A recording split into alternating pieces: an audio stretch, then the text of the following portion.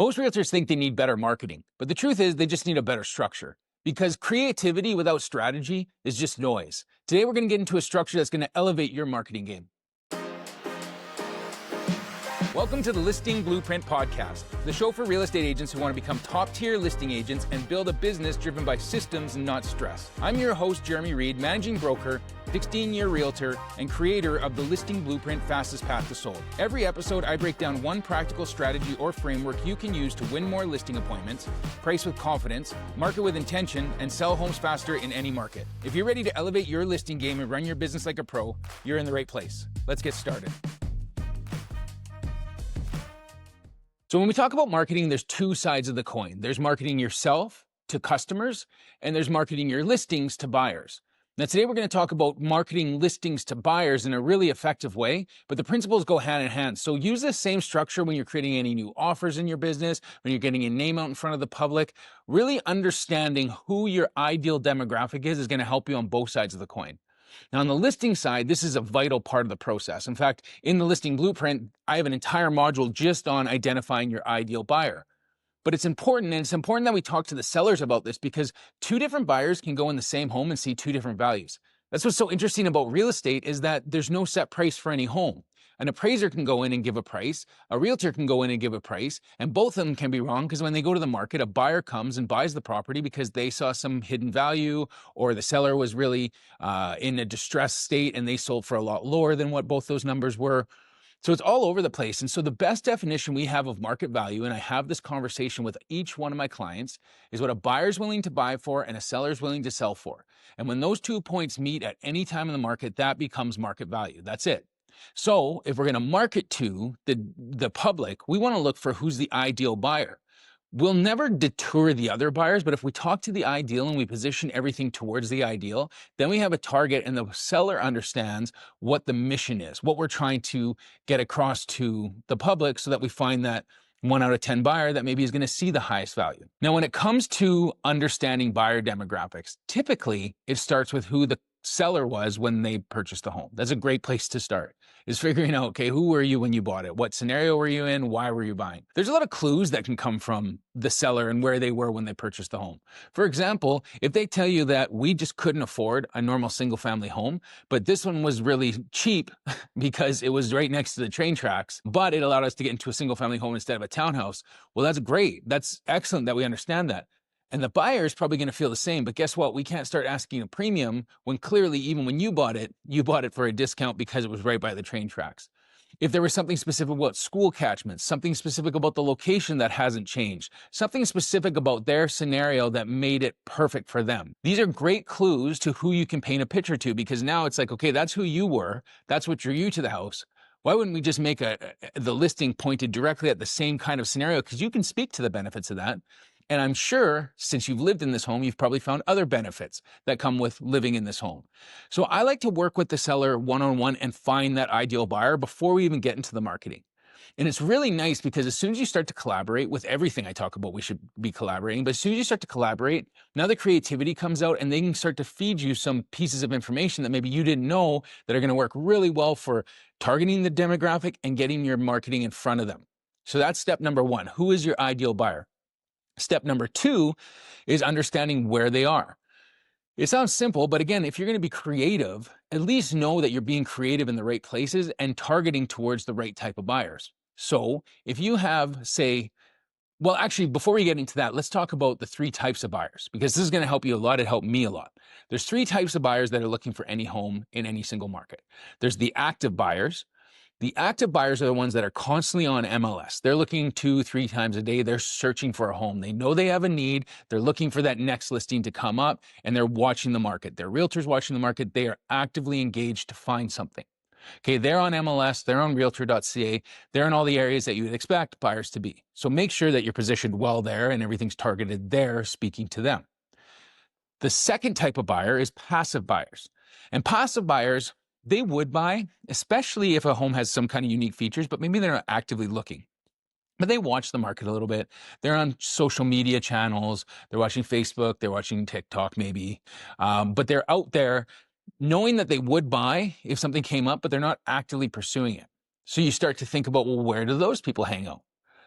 And here's the other big tip. If you have a very unique home, typically the amount of passive buyers you have will actually go up. Because if it's very specific to an area and it's very specific to a feature, and there's buyers that would buy that but maybe weren't looking, the more unique that is, the better chance you can actually kick a buyer off the fence of, well, we weren't thinking about moving for 2 or 3 years, but that thing is so perfect that I got to move.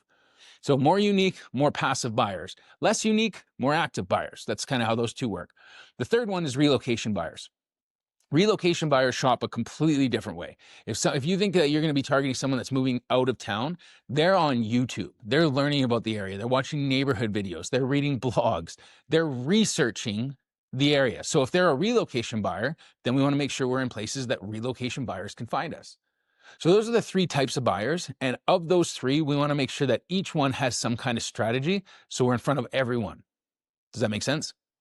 Number 3, when it comes to putting it out there, once you've got the ideal buyer and you know who you're going to be speaking to, you know which type of the 3 buyers you want to get to, now you got to look at, where are they? And where are they is a really important question, because there's no rules to this. This is where your creativity can come out. So let's say that you're going for first-time home buyers. Where do first-time home buyers hang out? Well, a lot of them are reading blogs on how to get financing. They're probably working with mortgage brokers. They're talking to different mortgage brokers. Depending on their interests in the area, there might be some Facebook groups or things like that that you can target. You just need to start to think about, where are they? I've had clients that have used Spotify as a really good use of advertising to find buyers. Now that's out there, but if you have something specific and you got something to say, Spotify is a way to target buyers, because a lot of first-time home buyers are younger buyers and they listen to, say, Spotify, but they usually don't pay for the premium version, so they have the ads. Now, on the other side of that, let's say that you've got some house with a really nice shop that's really going to be specific to a car guy or a car girl. Well, where are they at? Again, Facebook groups that they might hang out in. There could be car clubs that you could reach out to the president of and ask, do you have anybody in your car club? Would you share this listing through email? Is the newspaper an effective use of marketing? And you'd have these debates of, yes, it is, no, it's not. Who's reading the newspaper? And is what you're putting in the newspaper interesting to that type of buyer, that type of seller, that type of clientele in general? So if you know you have an older demographic, I'm actually thinking about going on TV commercials. And just saying that sounds like I'm an old man, but I've got a product, I've got a development that's perfect for downsizers. And they still watch the news. They still watch the 6 o'clock primetime news. So if I were to take out some ads on TV in those slots, it's going to be in front of the right demographic. So there is no such thing, in my opinion, as a dead marketing channel. Any marketing channel that still has the attention can be useful. We just have to know who's paying attention to those areas, and is our product fit right for the people that are going to watch there. Let's take it a step further and talk about our own offers. Okay, let's actually go into that side a little bit. Because if I'm going to look at offers for a demographic of buyer or a demographic of seller, one of the best things you can do, in my opinion, is look at what are the pain points of someone in the market. So let's say that someone is in the market looking to downsize. There's a great example, a downsizer. Well, what are downsizers dealing with right now? They've probably been in their home for 35 years. They probably accumulated a lot of stuff. They probably haven't done the process in 20 years. The idea of moving completely scares the heck out of them. They don't know where they would go. They don't know what they would downsize to. They got a lot of problems. There's a lot of pain points in that. But if we look at each one individually, and we say to ourselves, how could we make it just a little less painful? What process could we put in place? What checklist could we put in place? How could we guide someone so that they can get over this hurdle a little bit easier? And now you take all these pieces and you say, okay, now I've got a program that can help downsizers, because I've got processes that just make it a little bit easier. I can remove the pain from where they are to where they want to go by these little processes that'll break it down for them. You take that entire thing and you create an offer. We put a name on that, and now you take that offer to market. And when you market it, it's not about just blasting it everywhere. Where are the people that are downsizing? Which neighborhoods do they live in? This might be a mail-out offer. What neighborhoods do they live in? What clubs are they a part of? What things can you do to get in front of those types of buyers and sellers? And here's the real part, and I want you to listen to this because this is important. If I have an offer and it is going to make someone's life a little bit easier, and I can identify where that person is, I now take my offer, I put it in front of those people, and I have conversations with them about it to make it better. Because I've never had an offer that just right out of day one was perfect. I had an offer that I thought would be perfect. And then you take it to, say, a downsizer and you say, hey, this is the process. How long have you guys lived in your house? 32 years. Perfect. So you guys would be perfect for this. So this is how I broke down this whole structure. These are the pain points that I've kind of identified. Is any of this is this something that you guys have thought about when it comes time to downsize? Are you concerned about how much work it's going to be? Are you concerned about how much where you're going to go? And I go through the questions with them. And then I say, does this process solve a lot of your issues? Is it something that's of value? And if you didn't know me, rose-colored glasses off, is this something that would actually attract you to work with me? And a lot of times they'll be like, no, I don't want someone to come through and look through all my stuff and tell me what I have to get rid of or not. Yes, this helps a lot. No, I don't like this. Yes, I do like this. And they'll actually help you refine your offer. And then the more you do that, not only are you marketing your offer to the ideal demographic, because now you're having the conversation with them, they're helping you create your offer, but they're also getting really interested in it. And then naturally they're going to ask you if you can help them. But also you can take that offer and now you can repackage it and you can put it out to other people. The people that use that offer can give testimonials. So then those testimonials help other people. And this is a big golden moment that I'm giving you right now, like a aha moment. Let's call it that. Once you understand that if you market to everybody, you market to nobody.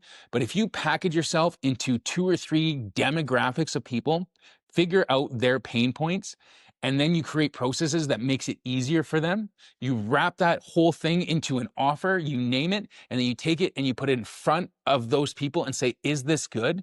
They're going to refine it, and then you're going to grow again. They're going to refine it some more. You're going to get testimonials. They're going to give you some insights. You're going to be talking to the perfect people. So you're going to be lead generating. You're going to be doing more business. And eventually you're going to own that market. And it might be a small niche of people, but you're going to own that market. You do that 2 or 3 times, then you can broaden out.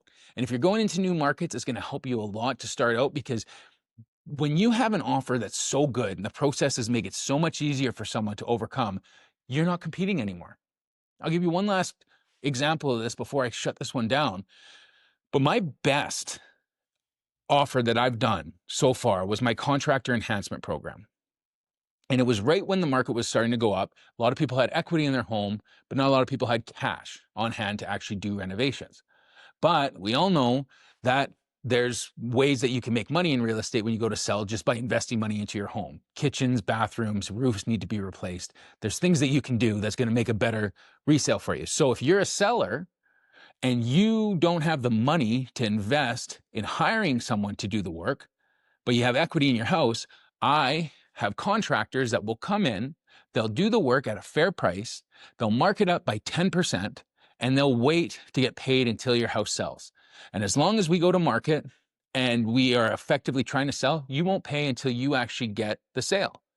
So what this means is that you will get the benefit of selling with that feature. You're going to get extra money in your pocket. The contractor gets easy work that they can quote at a fair price plus 10% on their time.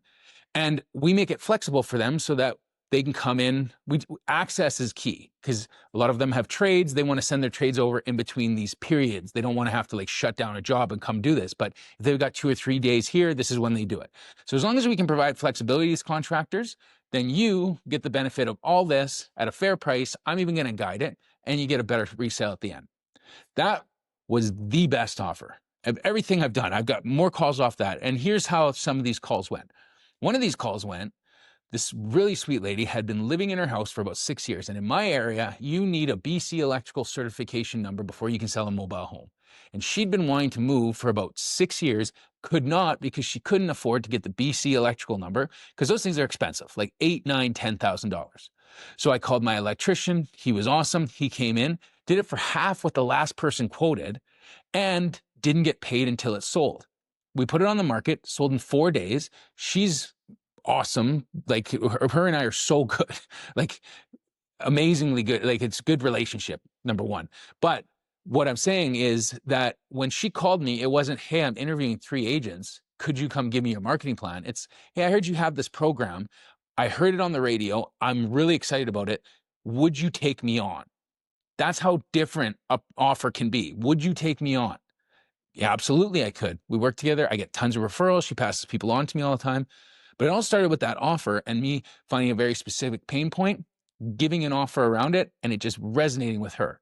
And she's just one of like dozens of success stories like that where people just call and say, would you take me on? Because my offer's so good. So that's something I'm going to leave you guys with. If you're on YouTube, comment, email me. I want to hear about your guys' offers. I want to hear about the things you're doing. I want to hear that you leveled up your marketing and you started selling some of these listings that weren't selling because your creativity started going out and you started thinking about who's the ideal buyer and who can I put it in front. And you did some kind of creative marketing that got out there, not just doing TikTok dances and stuff, but really targeting, really becoming a marketing professional. And if you want a structure to all this, the listing blueprint is my program. It's my 6-week selling system. It includes all the things that we're talking about here, and it's going to give you a structure to take a listing from listed to sold and also unlock some of that creativity. Because like we just talked about, when you have structure, it's going to help you unlock a lot of your own potential because you have that nice base. So thanks for listening, and we'll have another episode next week. So make sure you follow if you want more tips like this. Bye, guys.